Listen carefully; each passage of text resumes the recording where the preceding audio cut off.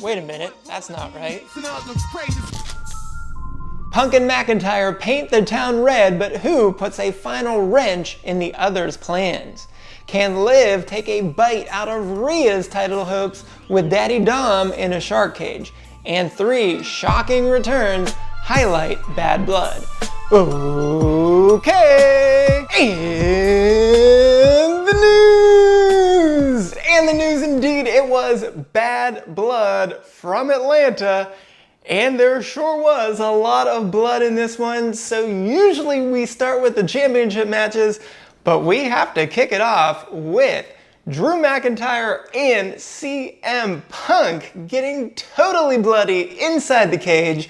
So we'll start with that, and who knew but a wrench was the biggest player in this one, and it was used early and often, but we'll get back to it at the end. So early on, McIntyre landed a Claymore outside the ring at ringside. He threw Punk into the side of the cage, and Punk was bleeding already.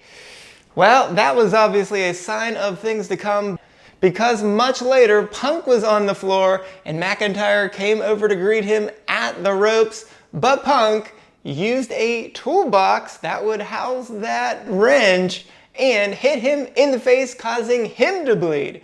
So we had a lot of red going on for most of this match. But back inside the ring, the match continued and Punk landed 3 running knees, a bulldog, and made McIntyre go to sleep. But in his nocturnal state, McIntyre was able to fall outside of the ring, so the match continued. But after fighting outside for a while, as soon as both men got into the ring, McIntyre shockingly hit a Claymore out of nowhere. That totally turned the tide on this one. McIntyre then hit a suplex on Punk, crashing both men through a table at ringside. But once both men recovered, they got back inside the ring and Punk again hit a GTS, but McIntyre was somehow able to kick out. But Punk kept up the attack and the wrench came back into play as Punk put in the Anaconda Vice. Unfortunately for him though, McIntyre was close enough where he could reach down and grab the wrench for the second time in the match. But as he went to use it on Punk, Punk grabbed it away from him, but let go of the vice. So as Punk went to smash McIntyre with the wrench, McIntyre on his knees pleaded to Punk to not use the wrench. That slowed Punk down just long enough for McIntyre to hit a devastating low blow, turning the tides of the match. And McIntyre then gloated from there, spilling out a bag of beads just like those used on CM Punk's bracelet. But after McIntyre had his fun, he lined up for one more Claymore, but he missed with Punk sidestepping it, and McIntyre's back hit awkwardly, so Punk found a chain, wrapped his leg around with it, then he stuffed some of those beads down McIntyre's mouth and one more time made McIntyre go to sleep for good to win the match. So for Punk, not only did he successfully prevent McIntyre from ever winning that championship, he also found a way to win the series 2 matches to 1. But for McIntyre, he's now lost 3 out of 4, and he falls to 9-5, and we'll have to see if he can recover from this loss. But of course, we did have 2 championships, both on the women's side, so we will go there next. First, between Bayley and Nia Jax for the WWE Women's Championship. But we actually have to go back one night to SmackDown when Bayley told Nia that she was having a dominant run. And yeah, I had a video on that just last week where I said she has the longest streak of any woman in WWE with 8 consecutive victories. But Bayley says only she and Tiffy can defeat Nia for that title, but Tiffy can only do so with that briefcase. So Tiffy then spoke up and said that she doesn't need the briefcase to defeat Nia, and I can imagine how you think Nia took that.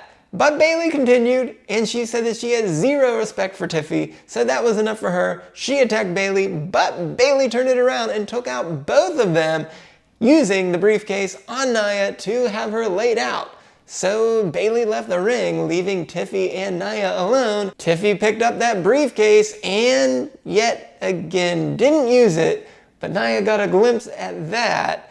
So backstage, she caught up with her and said that she thinks that Tiffy is teasing her with that Money in the Bank cash-in and made her say that Tiffy would never cash in. To which Tiffy said, of course, I would never cash in on my queen. So that takes us to Bad Blood, and early on, just like she was able to do at SummerSlam, went for a powerbomb. But this time, Nia was able to reverse it with somewhat of a Hurricane Rana.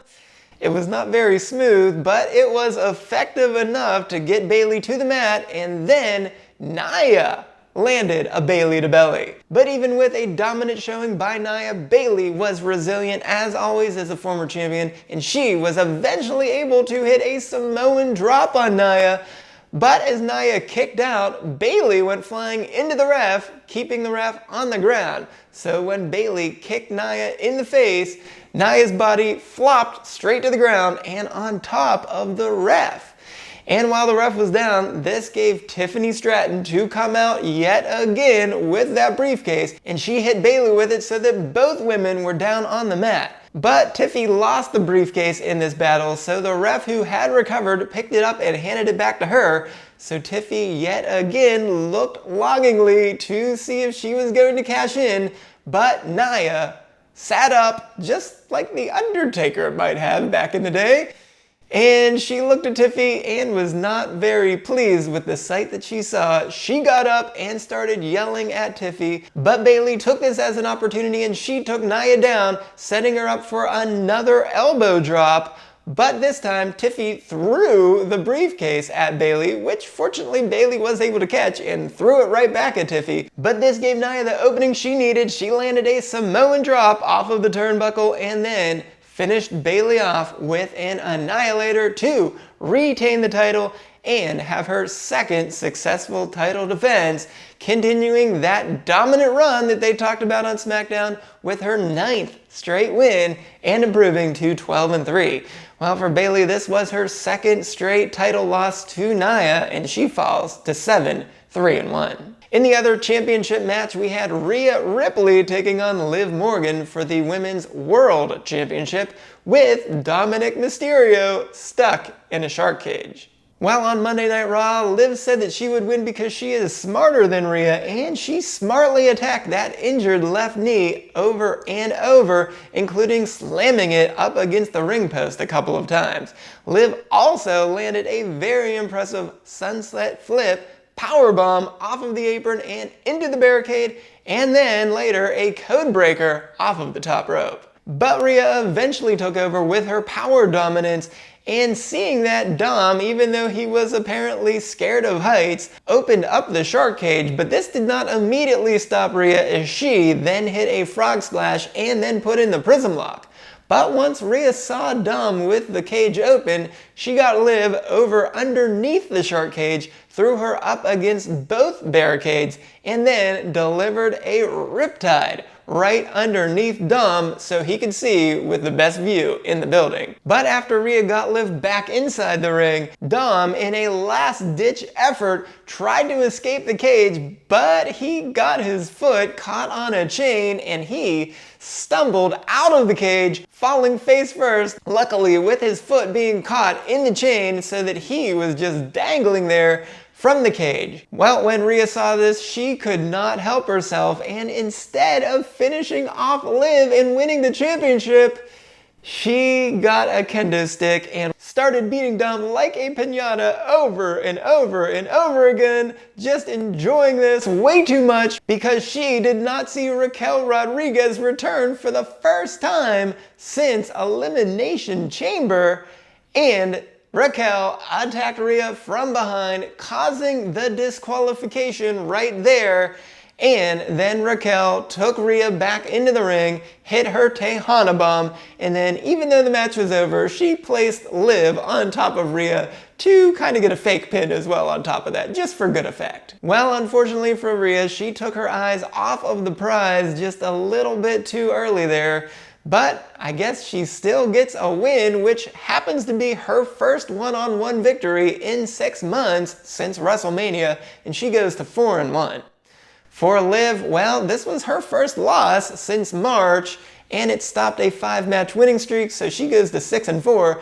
But I don't think she cares too much about that because she now has a Shield in Raquel, and most importantly, she retains the championship with that disqualification. In the other Terror Twins versus Judgment Day match, we had Damian Priest taking on Finn Balor. And this was a contrast of styles in this one, with Balor attempting submissions over and over while Priest relied on flurries of strikes. And that eventually worked for him, as Priest was eventually able to land a razor's edge on Balor. And then with the men outside the ring, he was able to push Balor over top of the announce table and then hit one more razor's edge up against the ring apron. But as you would suspect, this was enough for the Judgment Day, and so Carlito came out and distracted the ref. So when Priest turned around, sure enough, JD McDonough was there to yank Priest's neck up against the top rope.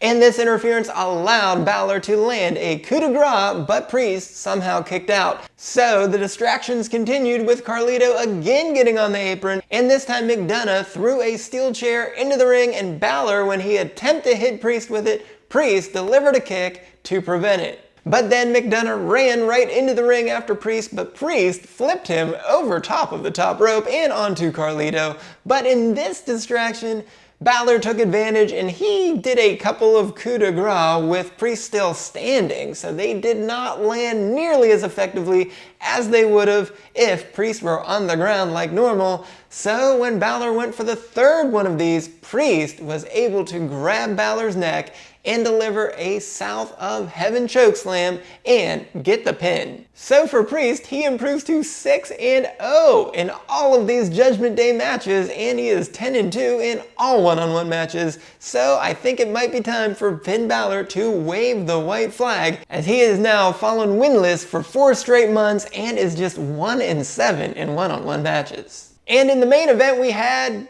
just a standard tag match between the Bloodline against Cody Rhodes and Roman Reigns. And if you enjoy seeing large men stand around just trying to decide who should start a match and then trying to decide whether they should tag in or not, this match was for you. And if you like a high work rate match, well, you probably should have just turned off your TV. Anyways, we might as well just fast forward to the end, because not a lot happened other than Jacob Fatu continuing to be an absolute beast. But let's get to it with Roman Reigns finally tagging in. He goes on a short burst and lands a Superman punch on Solo Sikoa, but of course Sikoa was able to kick out of that. So Fatu then distracts Reigns, which when he turns around, Sikoa is able to land a super kick, followed by both Sikoa and Fatu with a double super kick.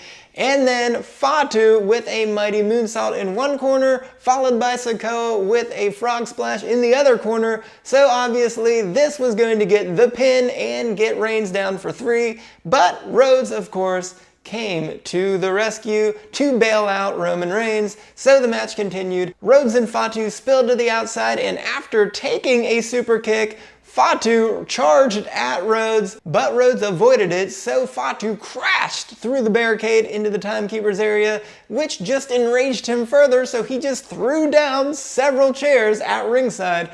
So Rhodes picked up one of those and set it up and slammed Fatu's head into the chair, which of course should have caused a disqualification and giving the Bloodline the win. But even though the ref was looking right at them at the moment, he did not call for the bell. It's like the fix was in here to prevent the Bloodline from winning, because obviously Rhodes should have been disqualified. So ref, again, what were you thinking? So instead, now with Fatu actually hurt, Rhodes took advantage with a crossroads and then 2 super kicks, and finally got up onto the ring post and hit Fatu with a splash through the announce table.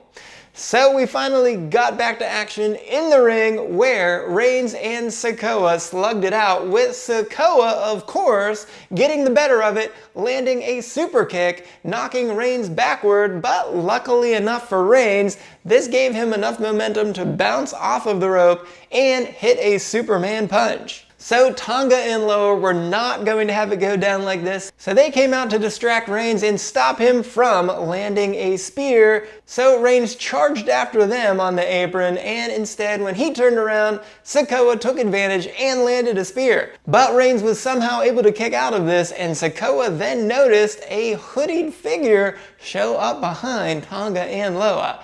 And of course, it proved to be Jimmy Uso, who super kicked both Tonga and Loa, and when Sikoa finally turned around, Roman Reigns had it recovered to hit a spear of his own to win the match. Well, of course, this was the first match for Rhodes and Reigns, but for Reigns specifically, this is now the 12th straight match where he needed an ally to help him to be able to win.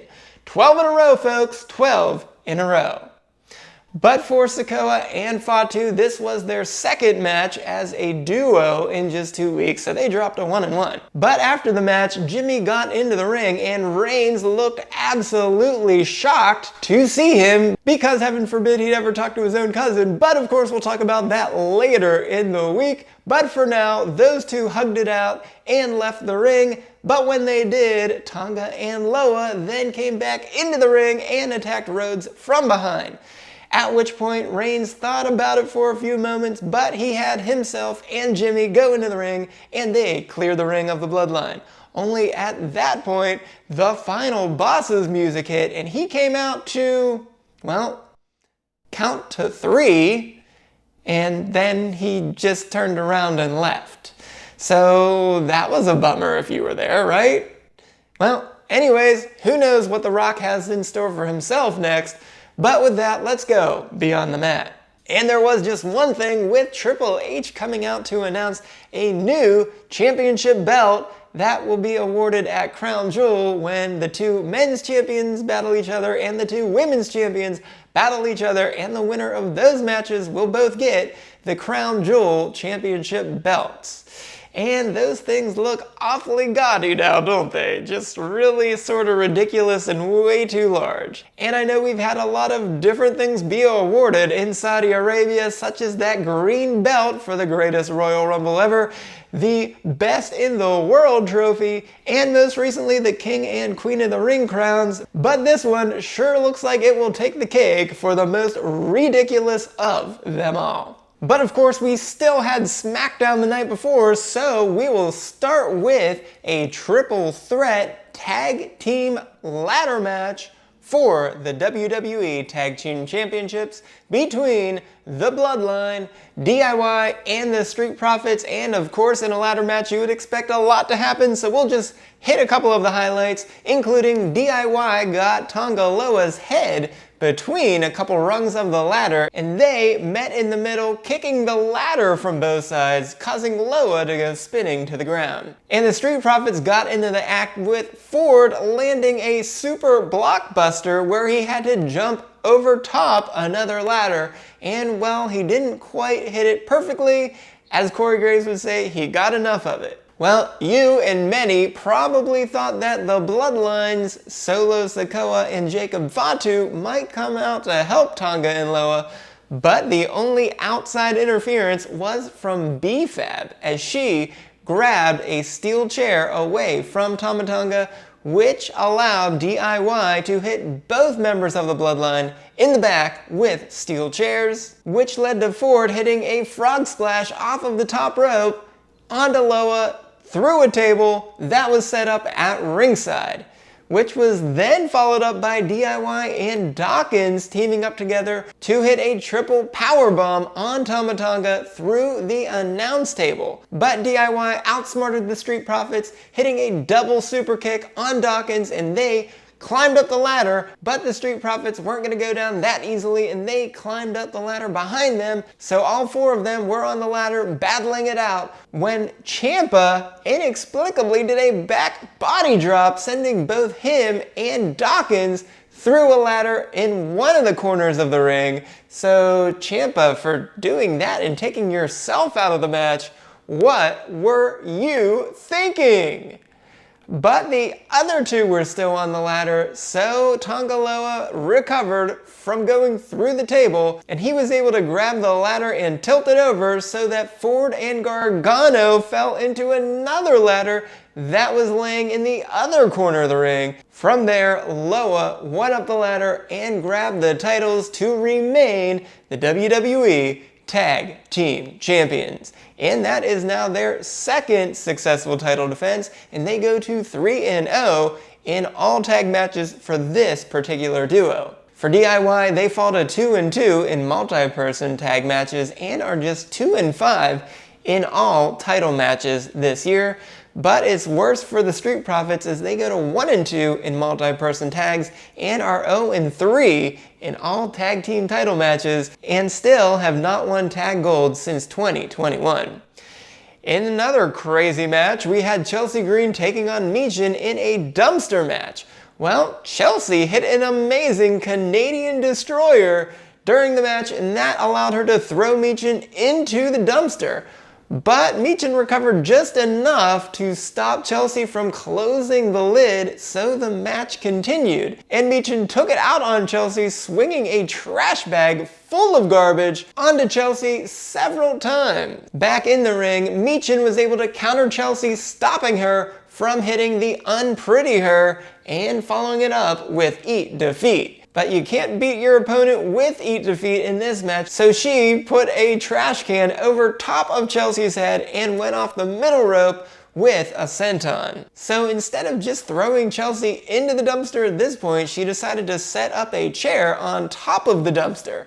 But while she was doing this, this allowed Piper to come out, and she attacked her from behind, then hit a senton, but tried to finish her off with a cannonball. But Michin got out of the way, so Piper hit herself against the side of the dumpster, which put an end to her help in this match. So Michin got back into the ring. She was able to hit a sit-out powerbomb through the table and into the dumpster. So Michin was able to climb right out of it, and she closed the lid on Chelsea to win this crazy dumpster match, and that gives her 3 wins in a row since her last loss, which was against Chelsea back on September 6th, and she's now up to 4-8. But for Chelsea, this was her first match since beating Michin, and she falls to 1-6.